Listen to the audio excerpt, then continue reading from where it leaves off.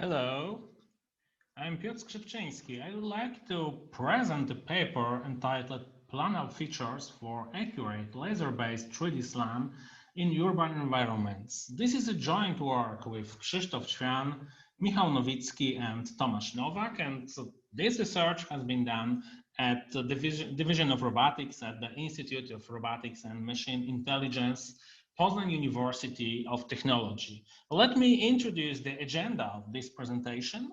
At first, I would try to present you some background for this research and motivation, and of course a problem statement. Then we proceed to structure of the proposed SLAM system and a few details about creating and maintaining the features.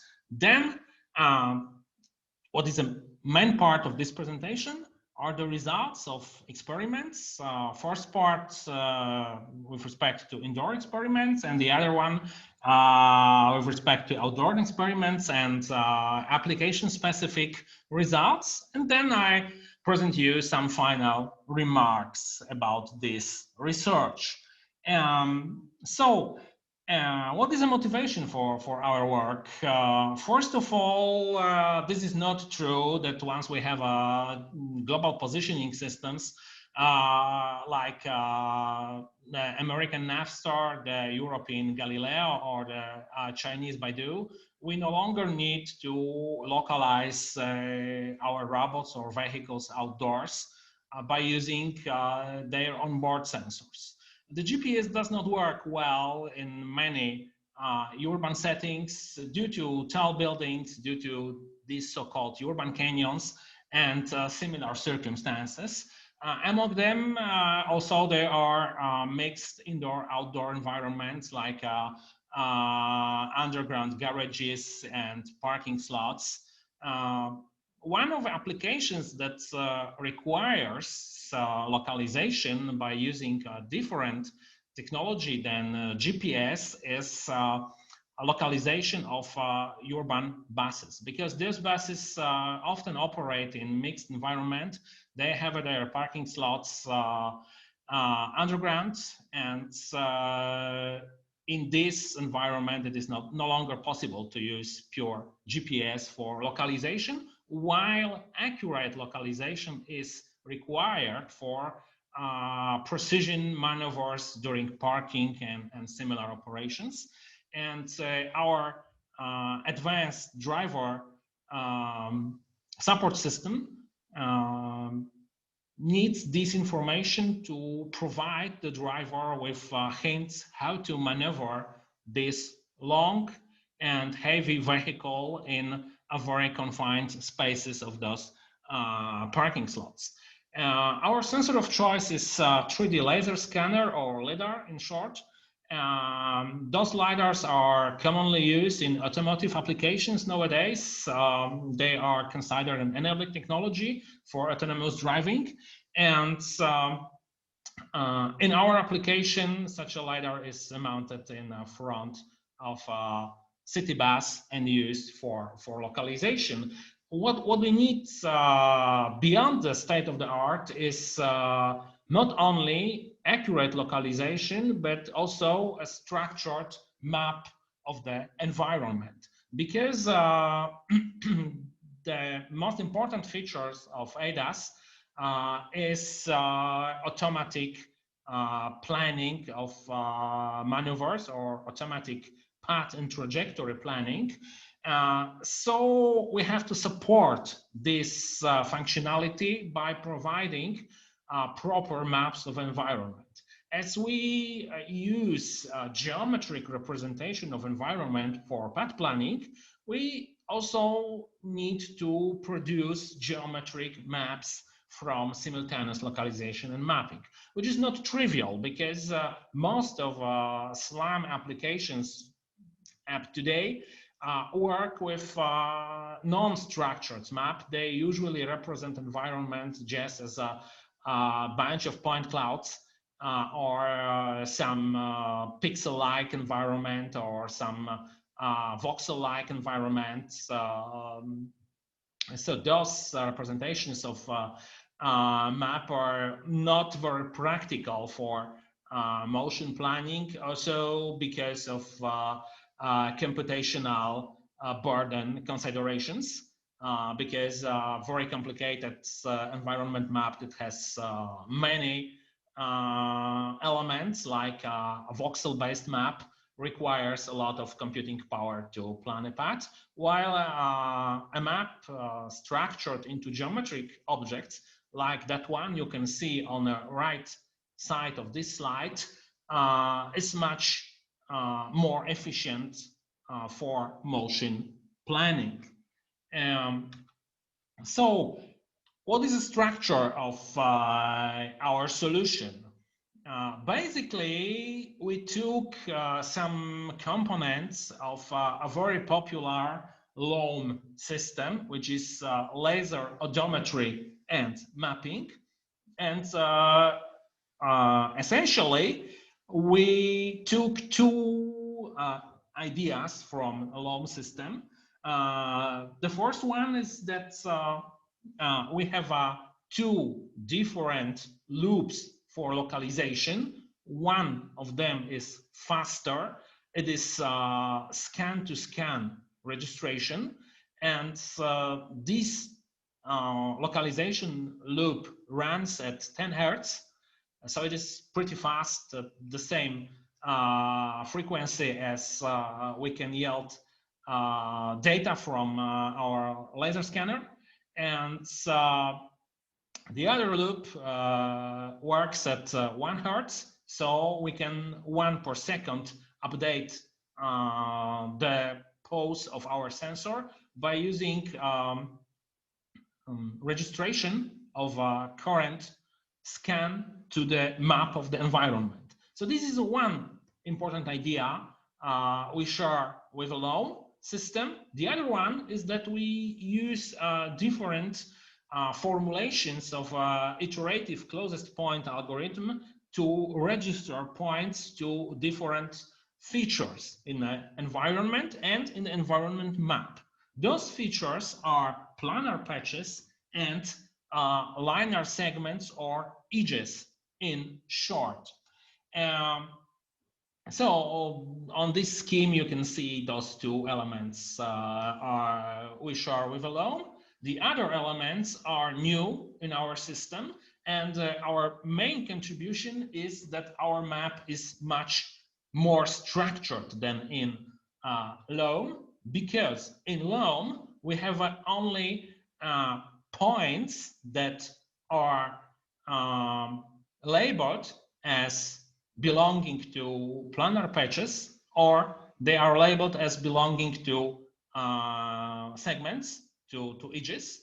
And in our system, we have actual geometric features, that is planar patches or plane segments and linear segments. So we have an exact mathematical representation of both types of geometric entities, that is planar patches and line segments. For planar patches, we use the equation you can see on the screen. And for line segments, we use the so-called Plicker coordinates, which contain several elements that make it possible to have a minimal representation of a line in 3D space, which is of pivotal importance for proper optimization during registration of incoming scans to the map. So how we create and maintain those features?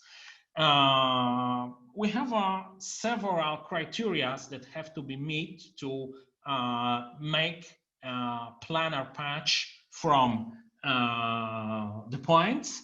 The whole process is described in detail in the paper, but here I just point out that we have to meet several criteria to promote a bunch of points into a planar patch. Among those criteria, there is a distance between the given point from the scan and the nearest planar patch. There is also the planarity criteria. If we add a point to the group of points and we represent this group of points as a planar patch, we cannot lose this planarity adding this point. So this point has to lie inside the given plane that is a supporting plane for the patch we consider in this operation. So on this slide, you can see those criteria sketched as simple images. And each of those conditions, those criteria, has a different purpose. Essentially, we have to meet three criteria. First of all, we need to reject points that do not comply with the planar equation.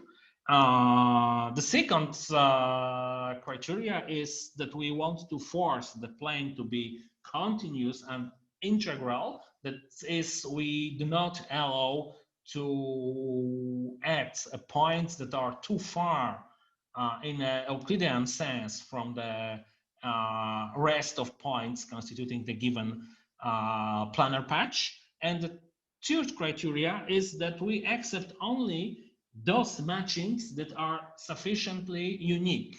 That means that if the given point can be matched successfully with a given planar patch, it should be also sufficiently far from other geometric entities of the same kind, that is from other planar patches. If a point can be roughly matched to several patches, it's better to give up with adding this point, because the quality of a geometric representation can be compromised by adding such vague information.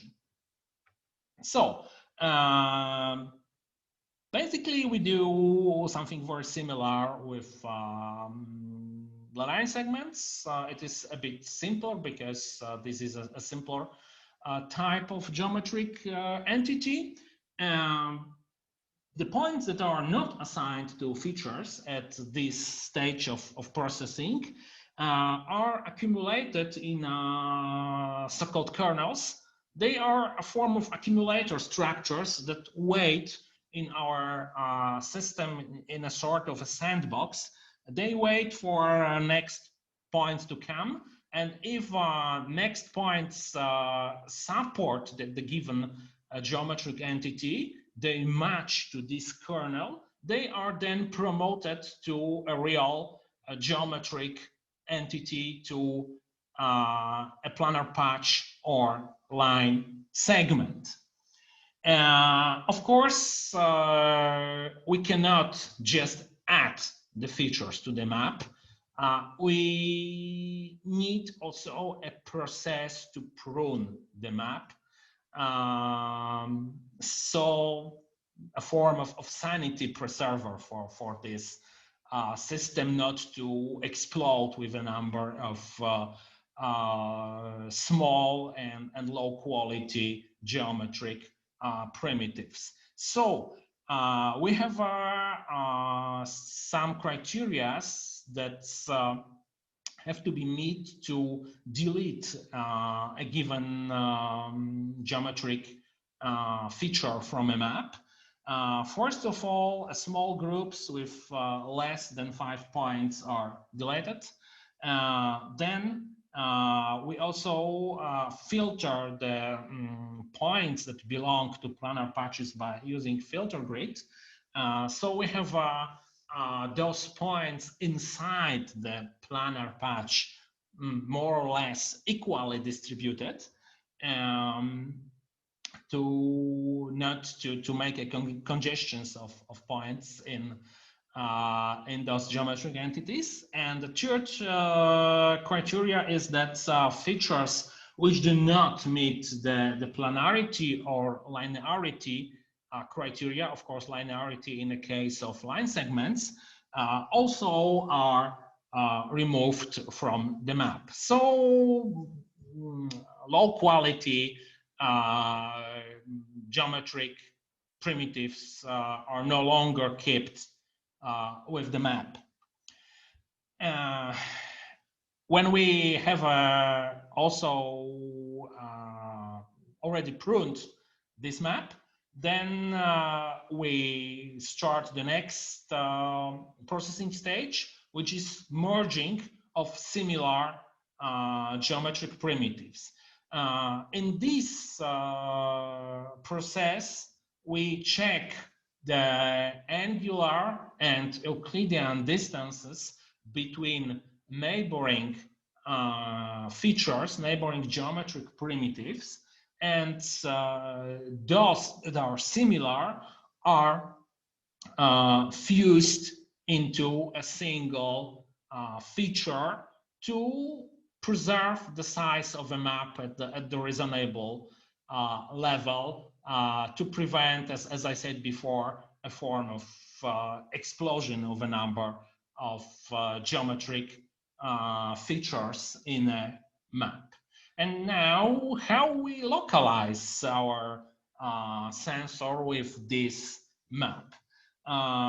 In order to localize with Plane-LOAM, we have to find the closest neighbors of the incoming scan points in the map.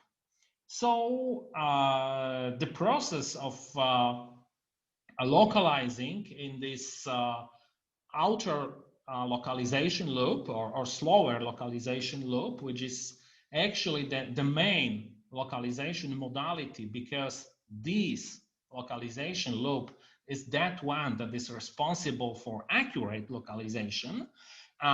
Those criteria for matching are essentially the same as we use for creation of our geometric features, but we use a slightly different threshold they are relaxed a little bit with respect to their values as compared to those criteria used at the stage of creating those features. So the first criteria refers to the distance to the existing plane, and this distance has to be smaller than half a meter. Then the distance to a nearest point included in the given feature is considered at this moment has to be also smaller than more or less a half a meter, 0.6 meters actually. And the third criteria is that the distance to the nearest point in a second closest feature has to be greater than 0.7 of this previous distance, this d with subscript 2. Of course, this third criteria is implementation of this rule that the matchings has to be unique. So if we have two matchings that are similar, that means that we actually do not have a good matching. Yeah?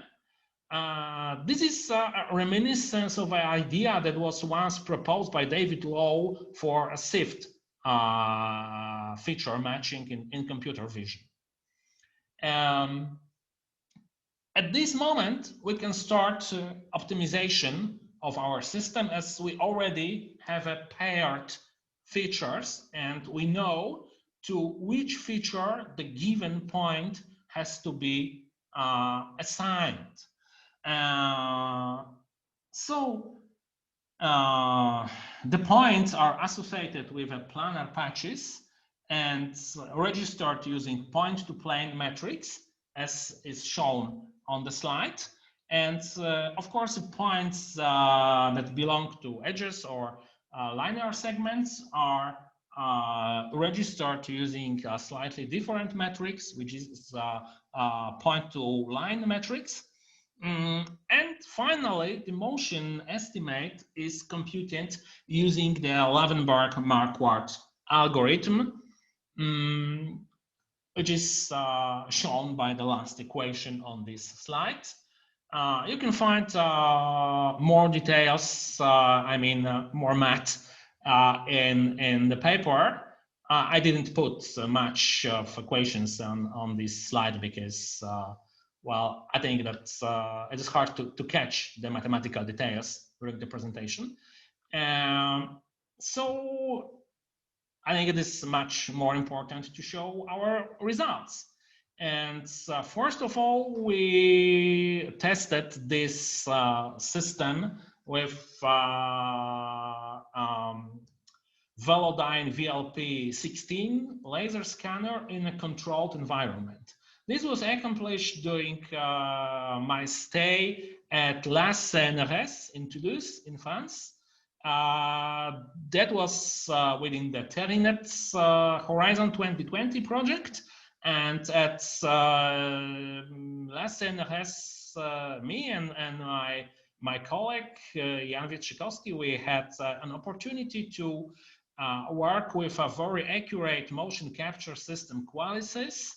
And owing to the quality of ground truth trajectories obtained from this system, we were able to collect a large database of point clouds. And then those point clouds were processed offline by using our Plane-LOAM system. And the results are shown in these slides. As you can see, we got a plane-based representation of this environment you have seen on the slide before. And in all trajectories we considered for this experiment, our new Plane-LOAM system was much more accurate than the original LOAM system, which is available as an open source software. So we have compiled this from those open sources and configured according to those suggestions that are given by the authors of LOAM at their GitHub site. So I think that our comparison was as fair as it was possible. And under those circumstances, our system produced much smoother trajectories, leading to much smaller localization errors, as shown on the part of this slide in the right side. But actually, what we wanted to show in the context of our ADAS application is outdoor performance. For outdoor experiments, we have used a different laser scanner, that is a SIG MRS 600 family laser scanner, which has considerably different geometry of a scanning area, which is also a plus of Plane-LOAM system, because it shows that our solution is not overfitted to the given sensor. It can work with abstract point clouds, no matter from which laser scanner or LiDAR this point cloud comes from. So this SIG scanner was paired with a camera. Camera was used in these experiments only to show you the environment. It was not used for localization. And this setup was put on either a regular passenger car, which is in the middle of this slide, or on a city bus that was provided by Solaris Bus and Coach company, our partner in this ADAS project. And the results with our system are very promising. As you can see, comparing the trajectory from our system, which is the blue one, with an original LOAM, which is a red one, and the GPS trajectory. Our system is much more accurate, which is also visible on the plot on the right side of this slide. First of all, our system is much more accurate in a vertical axis, in a z-axis. So to say this colloquially, the original LOAM flies from time to time. So it appears that the estimate of elevation is very unstable for a LOAM system, which is not the case for Plane-LOAM. Our estimate is all the time at the ground level, as it should be. So the errors in a vertical direction are much smaller than for the original LOAM system. And here you can see the map of features. Only the planar features are shown here. The linear features are omitted just for the sake of clarity and readability of this image. So this is the environment from the previous experiment. And here you can see a short movie clip from this experiment. As you can see, we are able to update the map of environment in real time. This is not the map of plane features because it was not possible to display this map in real time due to the computational burden. So we show only colored points belonging to particular features. But you can see that at a reasonable speed of a car, we can build the map online and we can localize accurately with respect to the GPS ground truth. The other experiments I want to show during this presentation comes from actual city bus. We were experimenting in a small city near to Poznan because Solaris Bus and Coach has their maintenance base in this small town. So we were visiting this maintenance site, mapping the environment around. You can see that the results are pretty similar from those obtained with a car. Also, we have a much better estimate with respect to the Z dimension. And in general, our system is more accurate than original LOAM. And here you can see the map of environments occurred in this. In this experiment, the main geometric entities are visible here clearly. Those vertical objects that are shown by this yellow, blue, and green planar features. The rest of those planar features represent mainly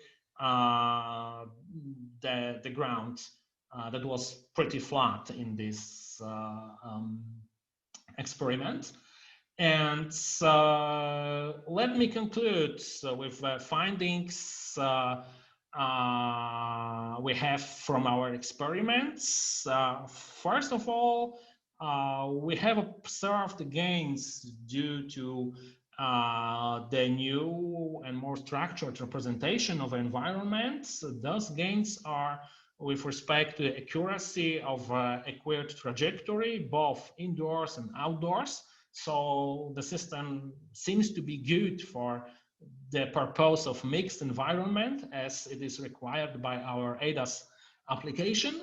The accuracy is improved particularly in man-made environments. So if we have a lot of planar features. So this is something that could be expected with this representation of the environment. This is because of a better data association at both loops of localization. So better data association between particular scans and a better data association between the incoming scan and the global map of environment. Other important thing is that we have observed that our Plane-LOAM in particular outperforms the original LOAM at higher speeds of a vehicle.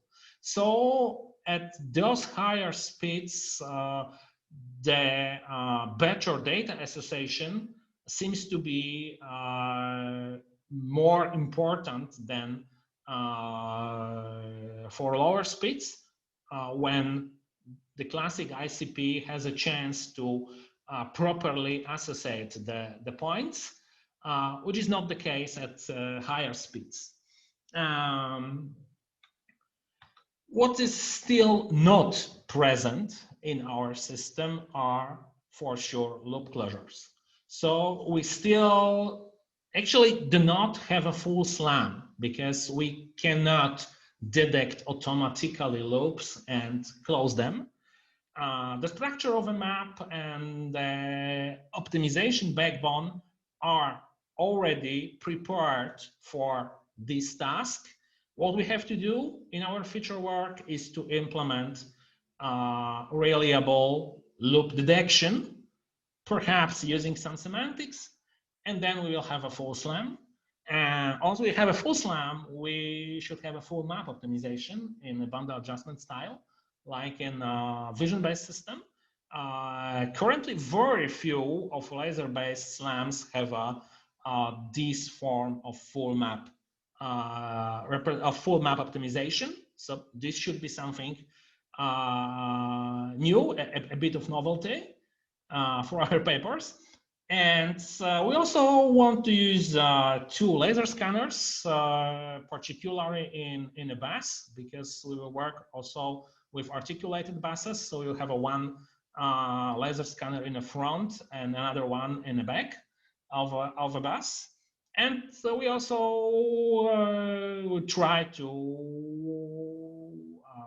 make all those changes, keeping the real-time capabilities of our system. So the computation efficiency will be very important in our future work. So one slide for our sponsors. This work has been done with fundings from European Union and National Center for Research and Development. I would like also to thank Jan Wietrzykowski for his support during the Turnet experiments. Jan actually did most of work collecting these point clouds we have used in this paper. And also I would like to thank people at LAS CNRS for being great hosts during our stay there. So thank you for your attention. That's all.